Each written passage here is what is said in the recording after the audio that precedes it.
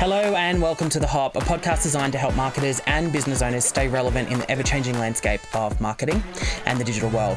I'm your host, Matt Taylor Farrington, and the owner of Purple Bunny Marketing. And today I'm joined by Sam, our advertising specialist. And today we're going to talk about what's new and what's trending when it comes to social media advertising. Yeah. All right, so let's hop to it. Obviously, what's the best type of content I should use for my ads? And I think I know the answer to that one. Yeah, I think everyone knows the answer to this one. It's it's where everyone starts. I'd say video is the topic to focus on, or the type of content to focus on primarily.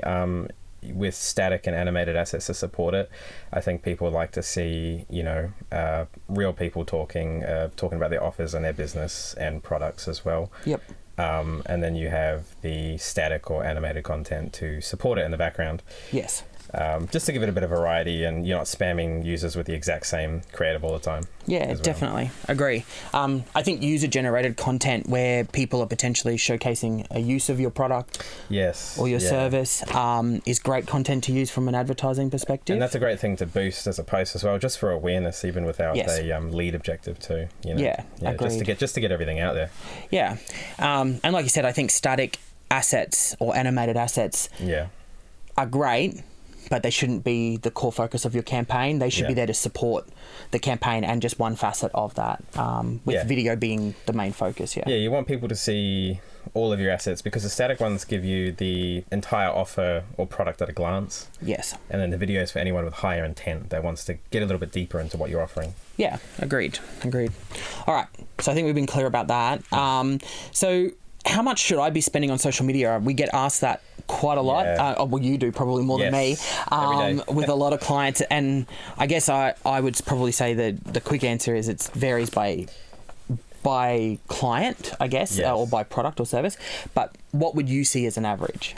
As you said, it really varies by your goal, the product, the business, the area, there's a lot of factors. So for something like a lead campaign where your goal is lead forms, whether that's the forms on your website or forms on Facebook, about $20 to $30. I'd say 20 being the minimum for leads. Per day.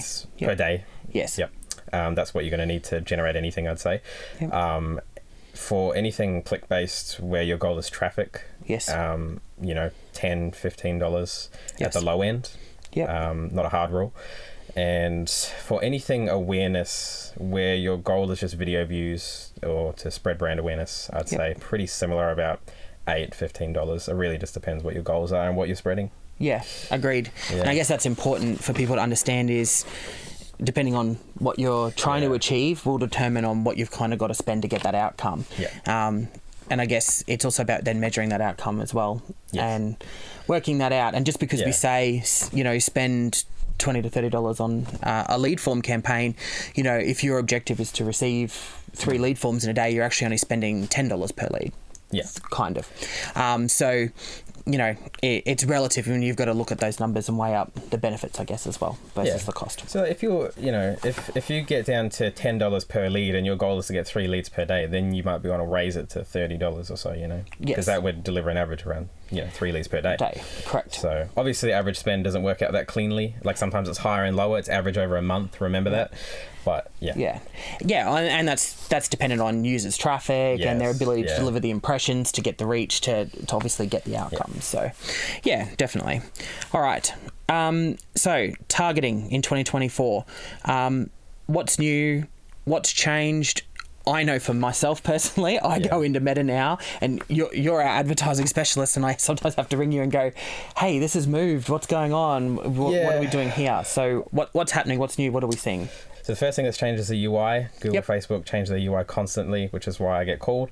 It's a bit of a pain, but you work with it. The second thing, and more important thing, is that AI algorithms get more advanced every day, every month.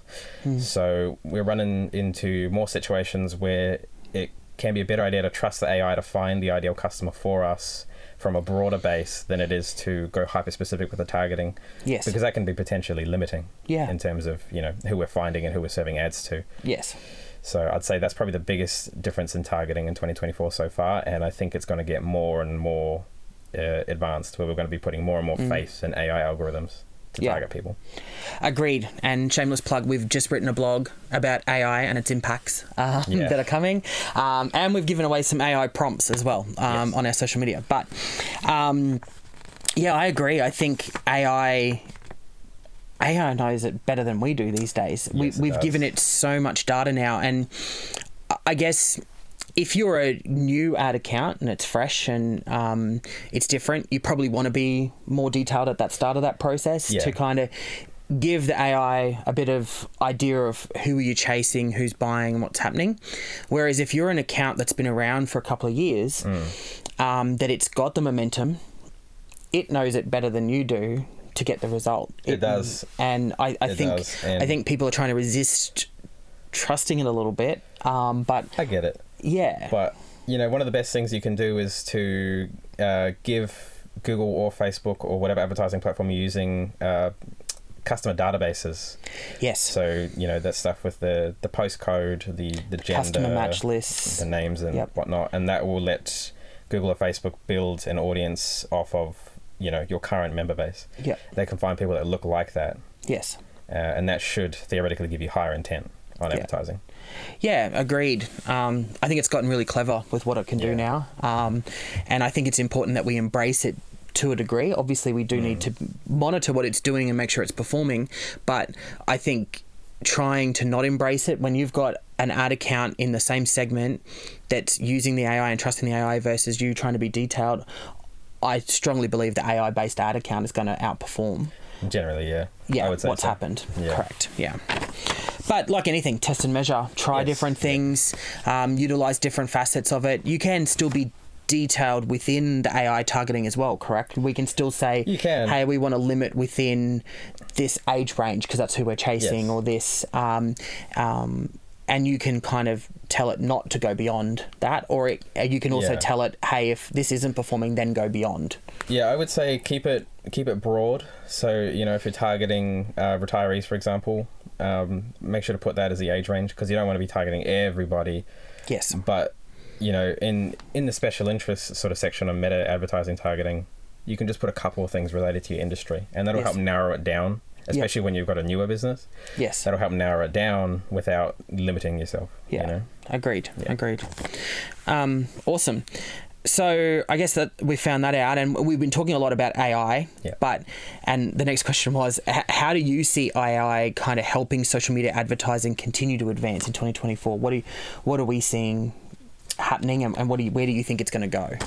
For me personally, where I think it's at right now is I think that it's really good at delivering a base to work off. It can be good for delivering ideas. I don't think AI is quite to the point where you can completely create an ad or a blog or anything off it, but I think that what it can do is give you something to work with, something to edit and something to bounce off. And that is potentially that is mostly what I use it for. Yeah. Primarily. Yeah.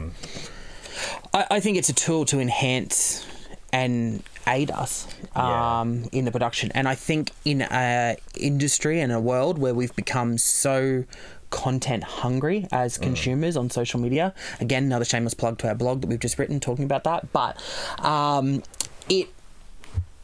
I think having AI help you to generate that content is great. Like we said, and we mentioned it in a previous podcast just with Edward, when we were talking about how it could help SEO and blog writing and stuff. You can't just trust it though altogether. You do need to fact check. You do need to read what it's written and check it off before it goes up. Because it can go on a bit of a tangent or it can go off where it thinks it needs to go. It lacks context. When AI is writing, it has no sense of context. So one paragraph, almost feels like it has nothing to do with the other. But it gives you something to work off, Yeah, and it's a great way to thought start or provoke ideas. It's also good, when you are time poor to kind of get those ideas flowing, maybe assist with a little bit of headline copy or ad copy from time to time. And, we know now that it's advancing into the creative side of stuff and being able to produce ads. Obviously, again, there's certain limitations with that. If you have a brand with images, it's very limited. What I would say in terms of the most useful application of AI in imagery is creating simple assets in Adobe, such as like a vector artwork of a burger or something. Anything simple like that, it can do. Yes. But creating a whole ad, it's not there yet. I agree. And I think it will get there because eventually you'll be able to feed it. Okay, these are our fonts, these are our colours. Yeah. These are our brand rules and things like that. But I don't think it's going to get to the point quite yet. No, not yet. Where you can literally just say, okay, cool, write my whole campaign. Yeah. I still got a job. Yes, you do. Your job's safe. Yep. Your job's safe. All right, well, I think that's a wrap up from us this time. We just wanted to kind of talk about what was new and get ahead of it for what's happening and what you'll can see in 2024. Hopefully you've got something from what we've talked about today, or it's kind of provoked you to maybe go and try out some AI. Thanks to Sam for coming in, talking about social media ads and what's happening. Obviously, stay tuned to The Hop to learn more about what's changing, and we'll catch you on the next episode.